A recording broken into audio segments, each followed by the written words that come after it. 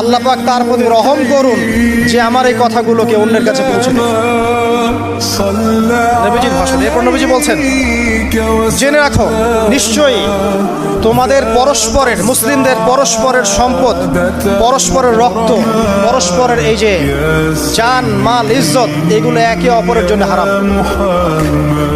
মুসলিমদের পরস্পরের রক্ত, পরস্পরের ইজ্জত সম্মান একে অপরের জন্য হারাম, এর হানি করা একে অপরের জন্য হারাম। ঠিক যেমন আজকের এই দিন হারাম, এই শহর হারাম, এই মাস হারাম। নবী করিম সাল্লাল্লাহু আলাইহি ওয়াসাল্লাম বলছিলেন, জেনে রাখো তিনটা বিষয়ে যেন তোমাদের অন্তর কখনো খেয়ানত না করে। তিনটা বিষয়ে তোমাদের অন্তর যেন কখনো খেয়ানত না করে। এক, তোমরা যে কাজটাই করবা শুধু আল্লাহ পাকের সন্তুষ্টির জন্য করবে। তোমরা যে কাজই করবে শুধু আল্লাহর সন্তুষ্টির জন্য করবে। তোমাদের শাসক বর্গের কল্যাণ কামনা করবে। তোমাদের শাসক বর্গের কল্যাণ কামনা করবে। 3 নাম্বার, মুসলিমদের জামাতকে আঁকড়ে ধরে রাখবে। মুসলিমদের ইউনাইটেড কমিউনিটিকে আঁকড়ে ধরে থাকবে। এই তিনটা বিষয় পালনের ক্ষেত্রে তোমাদের অন্তর যেন খেয়ানত না করে।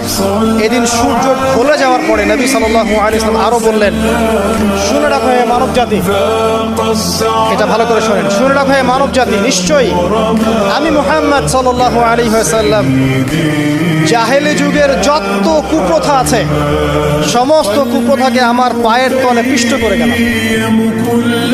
জাহেলি যুগে কি ছিল ভাই?